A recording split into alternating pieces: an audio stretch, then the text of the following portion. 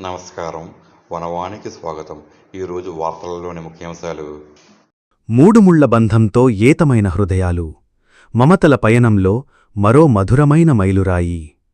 పెదపూడి మండల టీడీపీ అధ్యక్షులు జుత్తుగ కృష్ణ, సూర్యకుమారి దంపతుల దాంపత్య వసంతంలో విరిసిన ఓ అందమైన రోజు. వారి వివాహ వార్షికోత్సవం ఒక పండుగలా అనపర్తి శాసనసభ్యులు నల్లమిల్లి రామకృష్ణారెడ్డిగారి ఆత్మీయత నడుమ ఘనంగా జరిగింది. నాయకుడి కార్యాలయం ఆనందాల వేదికైంది.